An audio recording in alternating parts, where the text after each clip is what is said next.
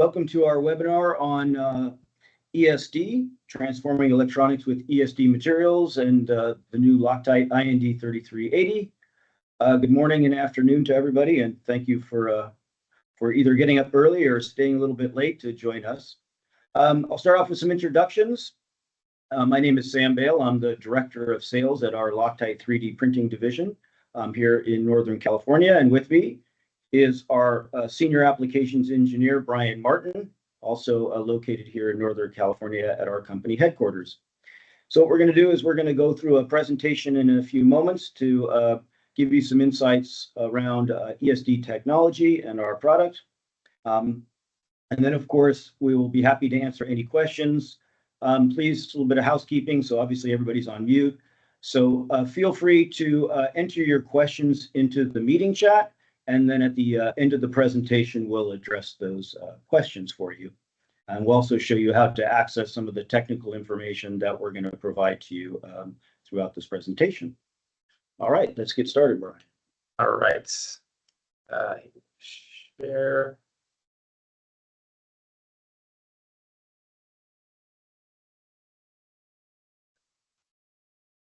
All right, again, the title of this webinar, Transforming Electronics Manufacturing with ESD 3D printing. And a little bit about who we are. So obviously we advertise ourselves as Loctite 3D, but actually we are the Henkel Corporation. Henkel Corporation is a Fortune 500 German chemical company and really operating in three unique businesses.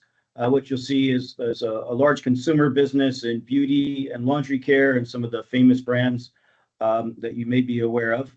And then, of course, where most people know the Loctite brand falls under the adhesive technologies, which is roughly a 10 billion euro business focused on adhesives, as well as where our Loctite 3D printing materials division sits. A little bit more about that, about our 3D printing business. So it's quite unique. We're actually as an independent, or we operate as sort of an independent business unit for our Loctite 3D materials. First, we're only focused on photopolymer technology, and we have 4 distinct sites. Our North American headquarters is here in just outside of San Francisco in Concord, California, where Brian and I are sitting, where we have our chemists, product development and application engineering labs here. We also have sites in Germany, both in Dusseldorf and our application engineering site in Heidelberg, Germany. We have chemical development in Dublin, Ireland. And then for production, actually all Loctite 3D resins are produced right here in Northern California in an independent factory just solely focused on additive manufacturing. And from there, we ship our products around the world and have a team of people globally to support all applications. All right, so a few objectives for our webinar. Brian's going to talk about, why ESD properties are required from some part production, how ESD is measured, and some of the tools and standards. Something also quite interesting, we're going to talk a little bit about some of the test methods that we've actually developed ourselves. As you can imagine, with 3D printing being fairly new technology and many of the materials coming out are newly developed, we actually found that there's some additional test methods and methodology that we actually developed to really ensure a quality product and how we sort of measure ESD. We're going to talk about some of the considerations that you should have when you're just printing photopolymer 3D parts. And then final comment, there are quite a wide variety of ESD materials for 3D printing on the market. Each product has its own sort of features and attributes, but something we really want to highlight about Loctite 3D is, we're a data-driven organization, obviously focused on chemistry. So from the time that we start to develop our products, we're really always focused on generating the data. And of course, when you look at our technical data sheets, what you'll find is really our goal is to provide you, the customer, with quality engineering data to ASTM standards. And our documents are living documents. So if you look at a technical data sheet today, and then you come back 6 months later, you're going to see that there's constantly new information being uploaded which is really to help you, the customer, make a determination if the product is fit for you. So we're constantly updating aging information, chemical compatibility, and things like that. So really, our focus is to really provide you the technical information and then let you make a determination if our product or IND 3380 is right for your application. All right, and with that, I will turn it over to Brian. All right, thank you, Sam. So I'll start off talking about what ESD is. So depending on who you ask, it's either electrostatic discharge or electrostatic dissipative. And it's really just a discharge of static electricity, which we all know from, the touching the doorknob after walking around in socks. Or it can be on a bigger scale like lightning, which can be annoying or dangerous depending on, where you are. But from an industrial perspective, electrostatic discharges can harm or destroy product. So if you're manufacturing electronics, especially sensitive electronics, even small electrical arcs that you may not be able to see or feel can, overload, small transistors, that sort of thing. So in a modern manufacturing environment for these sensitive electronics, it's very important that the entire environment is ESD proof. So there's a wide variety of ESD materials that are used. And here's kind of a picture of what I'm talking about. So on the left is kind of a workstation that's set up to be kind of an ESD proof workstation. It's got an anti-static mat, anti-static chair, even a strap for the operator. Even air is conditioned so that it has ionized air, so that charge doesn't build up and cause these arcs. But most modern manufacturing for our industrial economy doesn't occur with a specialist at a workbench. It occurs in an automated manufacturing environment. So these, any sort of automated environment has lots of jigs and fixtures, part-specific applications holders, that sort of thing. And that's what's kind of pictured on the right.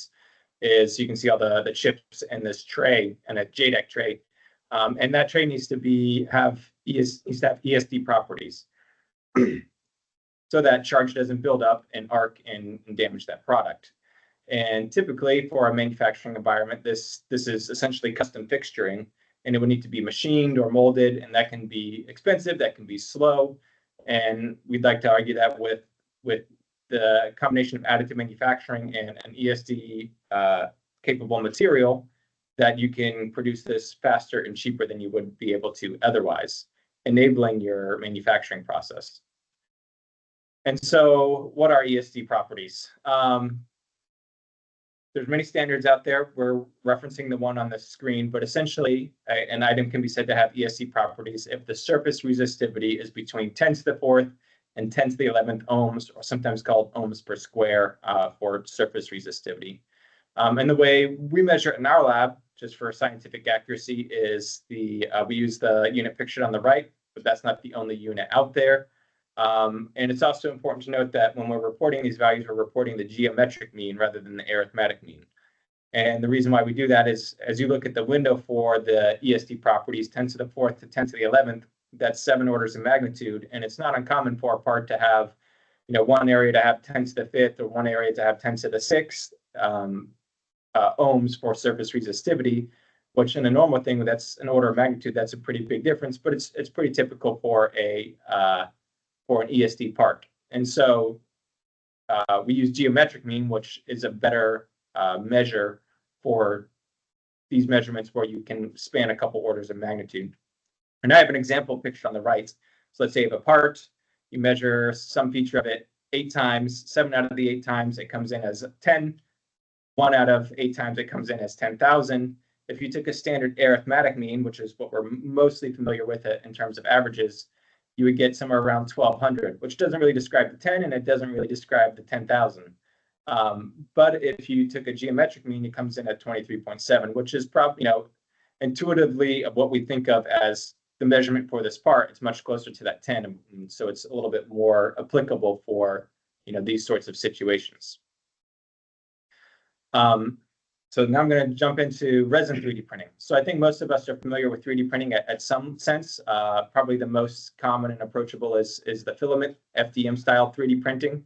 But we here at Loctite 3D printing, we live in the resin and the photopolymer world. And what resin 3D printing is it's a UV curable liquid. You pour it into a printer and you expose a slice with the image in UV lights of whatever it is you want to make for that slice. And when the UV light hits, the resin polymerizes, goes from liquid to solid in that shape of that image. And you do that layer by layer, you get a part. And the benefits is there's two main benefits. One is that's starting from a liquid raw material, you can get a much finer surface finish. So usually layers are 50 to 100 microns thick. XY resolution is usually around 50 microns. Whereas a filament, you get sort of the layer lines from each kind of layer of filament being extruded. Additionally, since it's a thermoset and not a thermoplastic, you can have different sets of properties available, particularly around temperature resistance. On the flip side of that, though, as you can see in the picture on the right, so I had an animation playing of a print going, but you can see as it comes out of the resin bath, the part's coated in resin, and that needs to be cleaned. And then there needs to be a final post-processing step where you finalize the cure for the part. And so that's where I'd like to introduce Loctite IND 3380. So IND 3380 is our ESD material. It's developed so that it offers a surface resistivity within ESD range, so 10 to the 4th to 10 to the 11th ohms. Also, and it's kind of unique in the market, is the high temperature resistance. So it's got an HTT of 190 degrees C.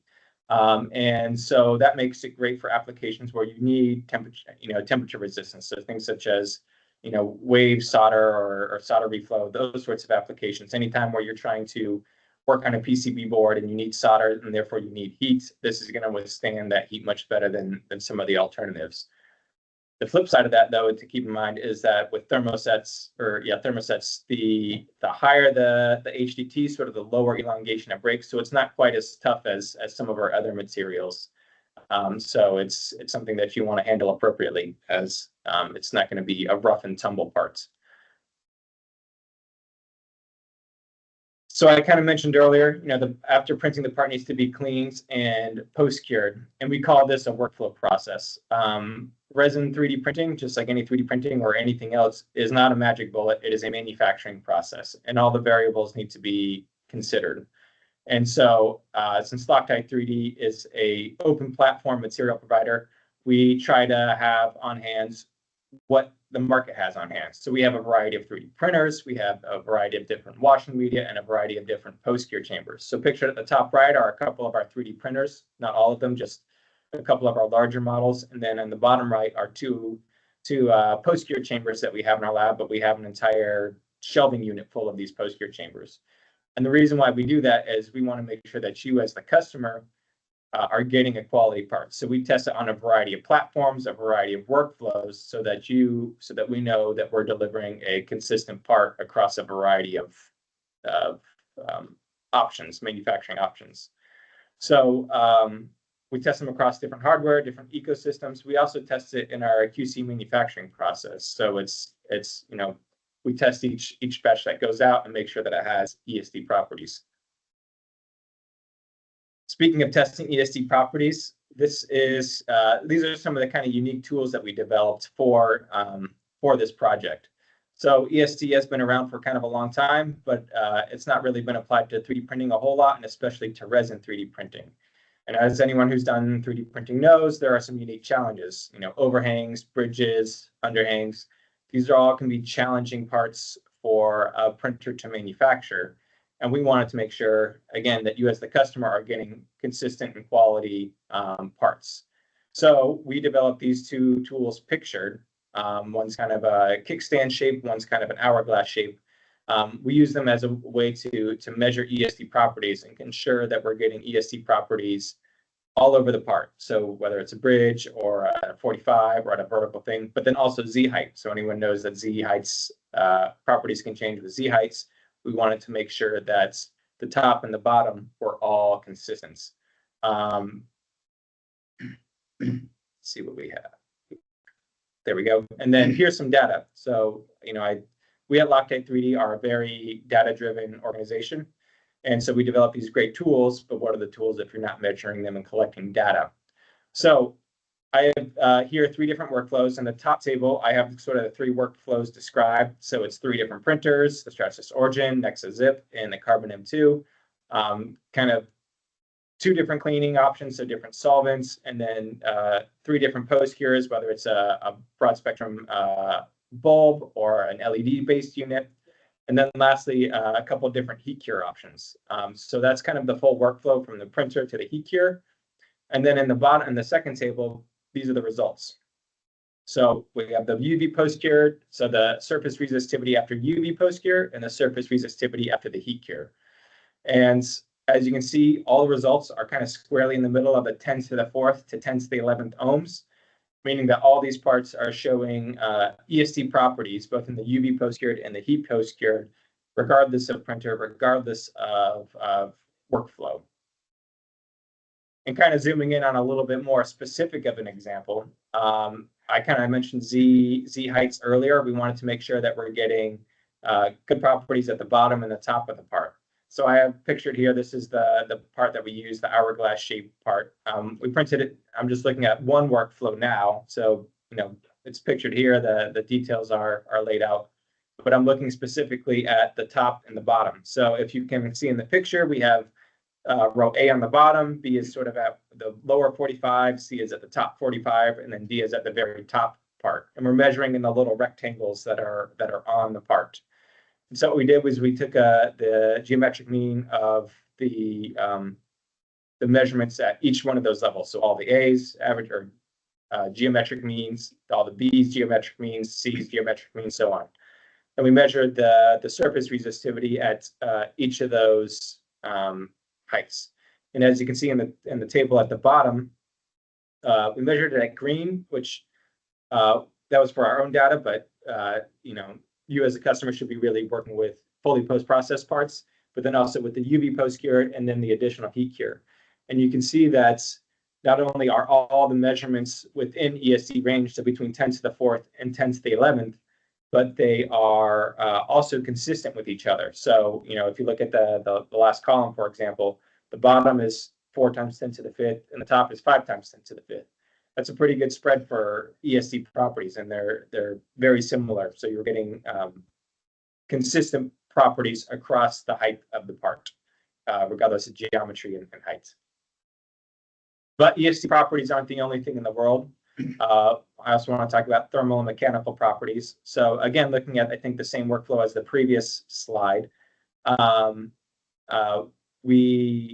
I am looking at flexural properties and HDT. So flex is pictured at the top right. If you're not familiar with it, we print a rectangular bar, put it across a span, and load it in the center. And we measure sort of the force displacement curve to see how essentially how stiff it is, how far it goes until it breaks. And then for HDT, it's pictured at the bottom right. Again, it's a rectangular bar, and we put it in an oil bath, and we ramp up the temperature in an oil bath. And we measure at what temperature it starts to deflect a set amount under a given load. So essentially, HDT is sort of a general working temperature before the part starts to soften. So looking at the data, starting with the flexural modulus, if you look at the green part, it's 761, which is, you know, moderately stiff. But you can see after UV post-curing, it almost quadruples. So that's a huge jump from green to post-cure. And then after heat cure, it continues to increase, but not the huge jump that we see with the UV post-cure. But if you look at the heat deflection temperature, there is a big difference between the UV post-cure and the heat cure. So with this material, depending on which workflow you're using, the heat cure can be really critical to setting the HDT and getting that high temperature performance that might be required for certain applications. So kind of in summary, Loctite 3D IND 3380 is, since it's a 3D printing resin, you can make parts more rapidly than traditional methods. And it offers ESD properties, which would be great for jigs and fixtures for use in a manufacturing environment or whatever the case may be. But as with anything, it is a manufacturing process. and there's an entire workflow goes into creating the part. And we developed and tested this product and across a variety of workflows and through our QC process to make sure that we're delivering a consistent and quality product. But you as the customer, whatever your manufacturing process is, whether it's 3D printing or something more traditional, you should always, if there's a critical variable that you have for your process, you should always be measuring for those critical properties. So whether you're using this material for its ESD or another material for its toughness, if there's something that's important to you, you should be measuring the outputs of your process. And then I have a couple of use cases to go over because it's kind of interesting to see how people are using this material. So this comes from the University of Heidelberg. So I'm here in California, but our partner lab is in Heidelberg, Germany, and University of Heidelberg is in the same town. And they're doing research with a wire bonded photonic chip circuit, and they needed a way to store and transport and house it in a way that's safe and it doesn't harm it. So we worked with them and we made this fixture so that they can store their part, which is great for them because it's a university lab.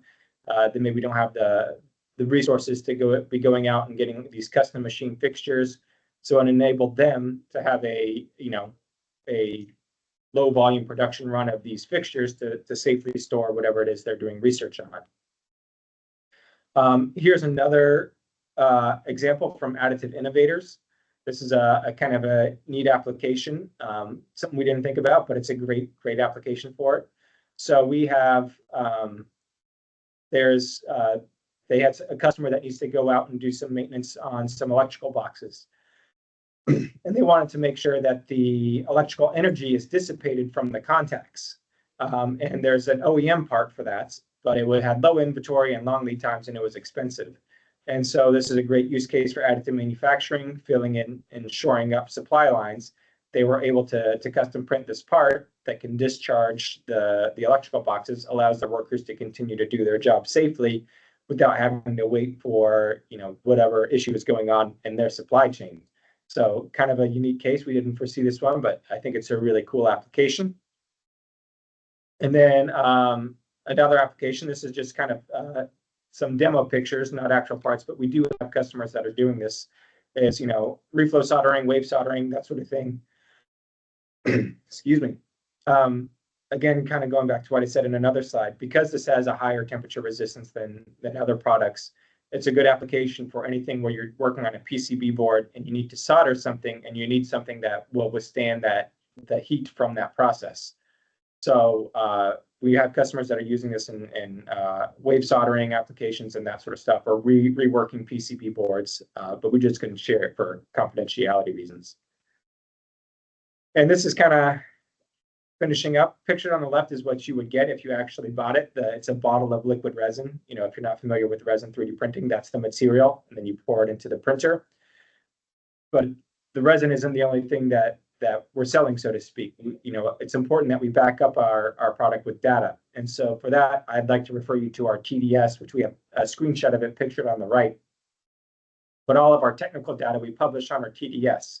So you can look up and see what you expect in terms of elongation of break or HDT or electrical properties or whatever the case may be, even for resins outside of IND 3380.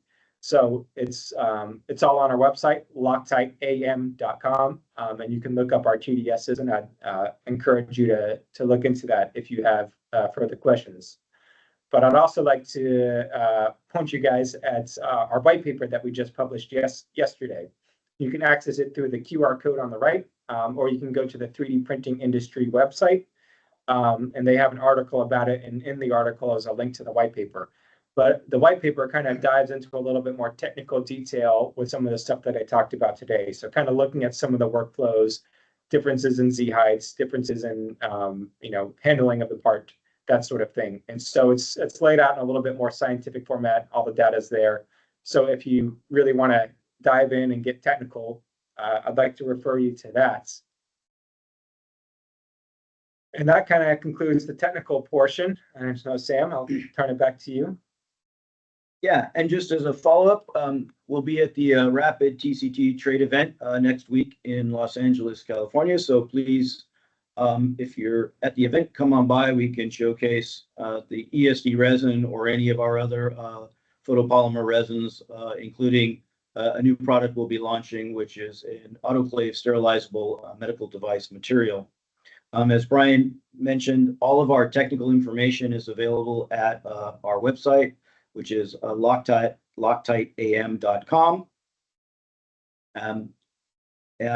With that, I'll open it back up for questions. Again, if you have a question, please post it into the chat, and then we'll answer that. There's a couple of questions that came up, but first, Brian, a question for you. You mentioned the workflow many times.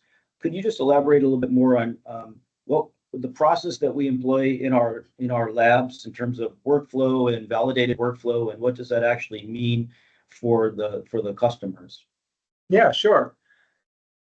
So for a given material, there's usually a certain set of properties that we think the customer is going to find important. So, for a tough material, it might be elongation or impact strength. For this material, obviously, HDT and ESD properties. And for our workflow process, we have our resin developed, and let's say we want to develop a workflow on printer A, washing media B, and then post-cure unit C. So we'll develop build settings for the printer, print it, clean it, and sometimes do a ladder study with the post-cure. Essentially, finding the optimal set of settings for that workflow process. And at the end, we'll then test it and make sure that either mechanical properties, ESD properties, biocompatibility, whatever the case may be for a given product, are coming in as we expect them to be. A lot of time, mechanical properties are the first place where we start because it's an indication of polymerization. If we're getting a good polymerization, odds are everything else is going well. But then we'll also test these more specialized properties if appropriate. And then once we do that and we're happy with sort of the properties, the end result that we're getting, we'll lock that down as a workflow. And depending on the case, we'll even publish that to our website and says if you follow these steps, you should get the properties that we are displaying on our TDS. Excellent, thank you. I'm going to the questions, so I'll read off the question to you, and this first one, you can answer that, Brian. Yeah. It says, did you do any particle shedding testing? So did you do any testing of particle shedding, and also have we tested resistance to ground for the product? I'm not aware of any testing for particle shedding. I know we've had some people kind of take the part and rub it against things and see if they're seeing any shedding, and I know that they haven't, but I don't think that we've done any ASTM standards for particle shedding. But as I mentioned earlier, we kind of have two labs. We have our lab here in California and lab here in Heidelberg, and it could be that if we tested it at our other lab in Heidelberg. So I'm going to say tentatively no. I don't think we've done either of that testing, but let me see if I can follow up. I think we have your name in the chat, so I can follow up on that. Yeah. So, and then there's another question that says here, what are the current costs and lead times associated with the tools and components that IND 3380 is looking to replace? Good question. I would say, honestly, we don't know the cost of what the tools and things that people are looking to replace, just like the application Brian showcased for the bus bar piece. I mean, really, we're providing liquid materials that people will find interesting uses for. Traditionally for subtractive manufacturing of ESD parts, typically you're taking a solid block of material and having to machine this out to create a part. Obviously, the benefits with additive manufacturing, as people know, is you can essentially produce many different types of geometries very quickly, and so your lead times are reduced, and obviously you don't have to buy these big blocks of materials, send them out to third-party companies who typically have several weeks lead time to machine them out. And then, of course, if your design changes, you've got to go back and do it again. So really the benefit that we see here across really all additive manufacturing, not just our materials, is the ability to iterate on your design and then have the ability to produce, your parts internally in-house with your own printers, just in time for your own manufacturing needs. So that's really the benefit that we're trying to offer there. It says, is IND 3380 TPO free? That is a great question. And I don't know specifically either. boy, I almost need to run over and have one of our chemists answer this. I should know. I will mention that TPO free is something top of the mind for us here at Loctite 3D. Many of the products that we're producing, I would say all the products that we are producing from this point forward are TPO free. We understand this is a industry change that's taking place, driven by primarily in Europe. And so this is something that we're considering with all of the products going forward. And honestly, I should know that. I could run it across and find out. I think the answer is yes, because we obviously knew this was coming. But we'll have that answer for the show next week. So obviously, we don't want to present anything that isn't factual here. Yes. And is IND 3380 a 1 or 2-part resin? All Loctite 3D resins are 1-component materials. We do not offer any 2-component materials today, where you're mixing part A and part B. So all of our products are quite stable. Typically, we have a 12 to 18-month shelf life for our products. So they're 1-component products that you can pour into the printer. They're quite stable in the liquid bath. And in many cases, you can filter the resin and reuse it. But to answer the question, these are all 1-component materials. And with that, I think the last question maybe I'll pose to you, Brian, is what is the difference between resin and filament ESD materials? If you could just talk about that real quickly. Yeah, resin and filaments. So filaments is a thermoplastic. Resin is a thermoset from a chemical perspective. And so thermoplastics have sort of their own unique set of properties. But one of the core hallmarks is that they can be melted and reformed, whereas thermosets can't really do that. So from a printing perspective, filaments, it's if you're familiar with it, it's a filament that's fed through a nozzle, and it's kind of laid down bead by bead. And so you get sort of it's just these stacked extrusions on top of each other, which is good for some applications. But there's also some limitations regarding surface finish, because you can see all the little waves of the filaments, temperature resistance, because it's a thermoplastic. So it can kind of melt and soften, and then as well as sometimes, if you're looking at mechanical properties, sometimes you see a bigger difference in terms of what's the word? But essentially, z-axis properties versus xy properties, not isotropic. There we go. Whereas resin, because essentially it's an adhesive that's bonding to itself, it's much more isotropic than filament 3D printing, because it's a liquid when it starts off, and you're using smaller, thinner layers, get a much finer surface finish. And because it's a thermoset, temperature resistance can be a property that's more accessible via thermosets, via resin. Thank you. All right, and with that, to answer the previous question, yes, IND 3380 is TPO free. So thank you for the technical team to provide that answer. So yes, it is TPO free. And then maybe a final question, which I think is a good transition from the thermoplastic thermoset discussion. It says, would IND 3380 survive a wave solder machine for 40 seconds at 290 degrees Celsius? Obviously, we haven't tested every different set of, I would say, circumstances or properties. But as Brian points out, with the HDT and being a thermoset product, the product doesn't melt.